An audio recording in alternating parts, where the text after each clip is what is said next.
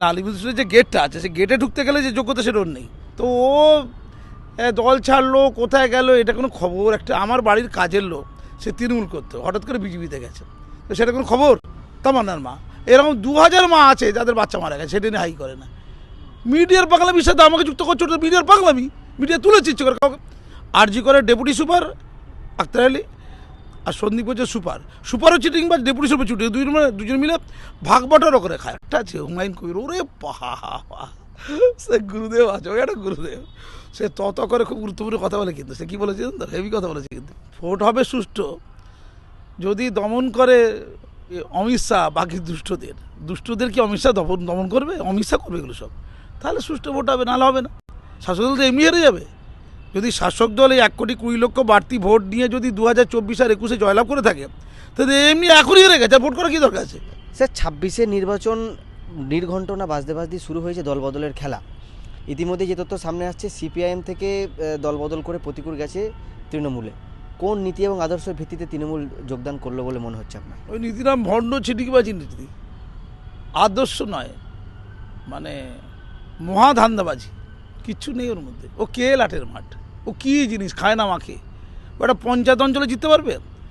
যেহেতু সিপিএম পার্টিতে আর কিচ্ছু নেই, রক্তাল্পতা চলছে, রক্তশূন্যতা চলছে, রক্তক্ষরণ চলছে, কতগুলো রক্ত না, সব কিন্তু লাল সব চলছে। তাই মোল্লারা আগে কলকে পেত না, গোটা 34 বছরে দেখা যাবে রাজ্য কমিটির মেম্বার কয়েকটা মাত্র মোল্লা, ও আবার হেঁটে চলে গেছে, ও তো গেটের ভেতর ঢুকতে পারতো না। আমি আগেও বলেছি, মানে আলিপুর যে গেটটা আছে সেই গেটে ঢুকতে গেলে যে যোগ্যতা সেটা ওর নেই। যেহেতু কেউ নেই, যেহেতু মোল্লাদের মধ্যে কোনো ইয়াং ফ্যাং ছেলে নেই, সেহেতু ওকে কিছু ইয়াং ছেলেরা পাত্তা দিত, এই সভাসমিতিতে নিয়ে যেত, টিভি চ্যানেল ডাকতো না, কথা বলতে জানে না বলে। আর ওই একটা মোল্লাকে দাঁড় করাতে হবে তো ইয়েতে ডায়মন্ড হারবারে, তাই অভিষেকের বিরুদ্ধে ওকে দাঁড় করে দিয়েছিলেন। এবার গোল্লা পেয়েছে, মানে গোল্লা আর কি।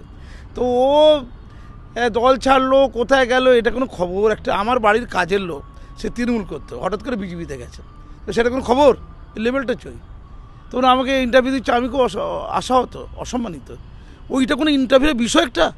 হ্যাঁ, মিডিয়া তাদের পাগলামি ছাগলামি ধাগলামি আছে, মিডিয়াগুলো করে। মিডিয়া ওই এর মাকে নিয়ে লাফালাফি করে, ওই যে কি মারা গেছেন একজন, বোম ছুঁড়েছিল, মারা গেছে একটা বাচ্চা মেয়ে, মুসলিম মেয়ে, তামান্নার মা, এরকম 2000 মা আছে যাদের বাচ্চা মারা গেছে, সেটা নিয়ে হাই করে না। মিডিয়ার পাগলামির সাথে আমাকে যুক্ত করছো, ওটা মিডিয়ার পাগলামি, মিডিয়া তুলে চিচ্ছে করে কাউকে ফেলে দেবে ব্যাপার। স্যার কালিয়াগঞ্জে আমরা পূর্বেই দেখেছিলাম, যেখানে আপনি বোম টানার ঘটনাটি বললেন, সেখানে সকেট বোমাতে একজন বাচ্চার প্রাণ গেছে। ইতিমধ্যে যে তথ্য সামনে আছে, সেখানে তো আবার বোম পাওয়া গেছে সামনে 26 নির্বাচন, তবে কি আবার কোনো রকম আশঙ্কা রয়েছে? সকেট বোমাতে বাচ্চারা মারা গেছে, তার মাকে নিয়ে হই করে কেন? তামানা করছে কেন বসে? ওটাই তো নোংরা পেশা কেন? মানে বাচ্চা মরে যাওয়া মায়ের হাতে সব তো এক, তামান্নার মামা করে তো পাগলা কেন? তামান্নার মা অনেক হাইলাইট হয়ে গেছে, অনেক কিছু হয়ে গেছে, অন্য মাগুলো এখন ধরুক আর কি। এটাও মিডিয়ার একটা পাগলামি, কাউকে তুলবে।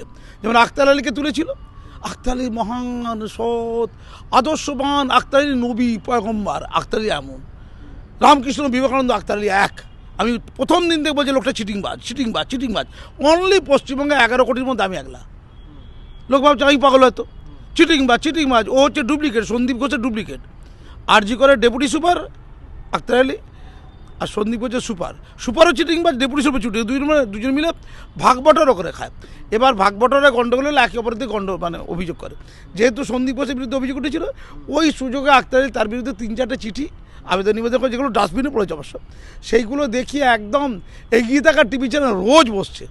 তারপর বললো গোটা রাজ্যে ধর্ষণ ও একলা বন্ধ করে দেবে, সেজন্য মহান একটা পার্টি বিজেপিতে চলে এলো, সব ছেড়ে দিই। লোক এবার ধেই করে নাচা। ঠিক যত সময় কেন্দ্রীয় বাহিনী বুঝলো লোকটা নাম্বার 1 ফ্রড, চিটিংবাজ, এবার ওকে জেলের মধ্যে ঢোকাতে হবে। তাহলে এবার পশ্চিমবঙ্গের লোক কী বলবে, মিডিয়া কী বলবে, এগিয়ে থাকা টিভি চ্যানেলগুলো কী বলবে? আক্তার আলী সম্পর্কে আমার একলার মূল্যায়ন কী আর গোটা রাজ্যের মিডিয়ার মূল্যায়ন কী, এই তফাৎটা মিডিয়া বুঝুক।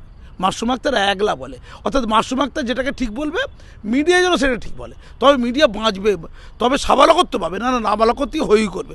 এদের এই আক্তার আলী যাবে মোল্লাদের মধ্যে, আর একটা ওই যাবে ওই প্রতিকূল না কি বললে, এই হলো মোল্লাদের হেট। আরেকটা আছে হুমায়ুন কবির, ওরে পাহা, সে গুরুদেব আছে, ওই একটা গুরুদেব, সে তত করে খুব গুরুত্বপূর্ণ কথা বলে। কিন্তু সে কী বলেছে তো, হেভি কথা বলেছে। কিন্তু সে বলেছে ও তো লক্ষ্মীপক্ষীর ভান্ডার, লক্ষ্মীপক্ষী কী বলে, অলক্ষ্মী চাই। লক্ষ্মী মানে হিন্দু ভাবা যায় না, লক্ষ্মী ঠাকুর দেবী ও লক্ষ্মী দেবী চলবে না, অলক্ষ্মী চাই।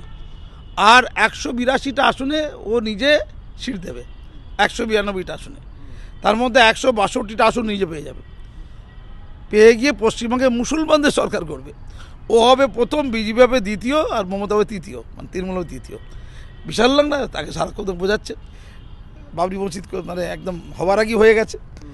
আচ্ছা ওই মিডিয়া তো জানে এগুলো সব কী জিনিস, মিডিয়া তো বোঝে এটা না। মিডিয়া খিল্লি করতে এসে ওটাকে নাকি মোল্লাদের এইগুলো পেলো, মাসুবাক্তা পেলো না, মোল্লাদের এইসব পেলো। মাসুবাক্তা বলে চলে না, মুরগি হয় না, মুরগি হয় না, মুরগি হয় না। মুসলমানদের মুরগি চায় একটা দুটো, মুরগা চায়। আর হচ্ছে আসফাকুল্লাহ কোথায় গেল? সে বিরাট নেতা, একদম আরজি করেন নেতা, এখন নিজেদের মধ্যে দ্বন্দ্ব লেগে গেছে, টাকার কি ভাগবাটোয়ারের দ্বন্দ্ব। বলছে আর ওই মাহাতো চলবে না, ও চিটিংবাজ, এ বলছে এ চিটিংবাজ। তাহলে কে ভালো রে ভাই? এদের পেট খারাপ করলে তো টিভি চ্যানেলে টক শো হতো, পেট খারাপ হয়েছে, সচিন সৌর হচ্ছে বিখ্যাত, তার পেট খারাপ হয়ে গেছে, বিরাট খবর। আমাকে এইসব নিয়ে আর খেপাবে না, রাখাবে না। তোমরা সেই পোর্টাল নিয়ে ঘরে শুয়ে থাকো চুপচাপ। ধন্যবাদ স্যার। একদম কেন্দ্রীয় বাহিনীকে নিয়ে আপনি কথা বললেন। কেন্দ্রীয় বাহিনী ইতিমধ্যে ভোটের কারণে আসছে রাজ্যে, 1 মাস থেকেই সেটা মোতায়েন করা শুরু হয়ে যাবে একাধিক জেলা ভিত্তিকে। বলছি স্যার, কেন্দ্রীয় বাহিনী আসা সত্ত্বেও ভোট কি সুষ্ঠুভাবে হবে এই রাজ্যে, কী মনে হয়? ভোট হবে সুষ্ঠু যদি দমন করে ওই অমিত শাহ বাকি দুষ্টদের কি অমিত শাহ দমন করবে? অমিত শাহ করবে এগুলো সব, তাহলে সুষ্ঠু ভোট হবে, নাহলে হবে না। আর 1,20,00,000 হায় রে মাননীয়া, সেই শুভেন্দু অধিকারী একবার বলেছিল 1,000,000-খানেকেরও বেশি ভোট বাদ যাবে। তো মাননীয়া নিজেই বলছে 1,20,00,000 বাদ যাচ্ছে। তো মাননীয়া বলছে তো একটা বাদ গেলে রাজ্যে আগুন ধরিয়ে দেবে। আচ্ছা কটা আগুন ধরাবে রে ভাই? একটা বাদ গেলে আগুন, তাহলে 1,20,00,000 বাদ গেলে কত আগুন? তাহলে শুভেন্দুই ঠিক বলেছিল, শুভেন্দু একটু কম বলেছিল না, 1 কোটি বলেছিল, 1,20,00,000 বলছি। হায় রে হায় রে, দিদির আন্দোলন গেল কোথায়? সব গেল গেল গেল গেল। তাহলে এই 1,20,00,000 এই ভোট কাজ ছিল রে ভাই? শাসক দলে ছিল না তো, শাসক দল তো এমনি হেরে যাবে। যদি শাসক দল এই 1,20,00,000 বাড়তি ভোট নিয়ে যদি 2024 আর 21-এ জয়লাভ করে থাকে, তাহলে এমনি এখনই হেরে গেছে, আর ভোট করার কী দরকার আছে? আর ভোট করার দরকার নেই তো।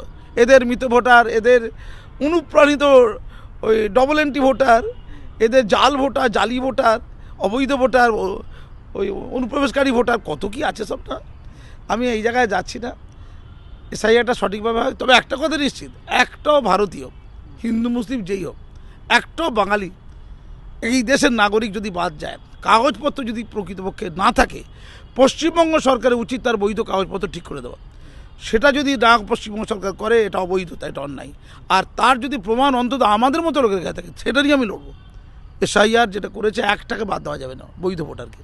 কিন্তু আমার যা ভয় লাগছে, 1,20,00,000 আবার অবৈধ নয় তো, হ্যাঁ, এটা কেমন কেমন লাগছে। দিদির জন্য বড্ড কষ্ট। দিদি কত কষ্ট করে বাম সরকারকে 34 বছরের জগদ্দল পাথরকে হারিয়ে ক্ষমতায় এসেছিল, এবার কী হবে? আমার বড্ড চিন্তা দিদি, আমার রাতের ঘুমের একটু প্রবলেম হচ্ছে আপনার কথা ভেবে আর কি। ধন্যবাদ।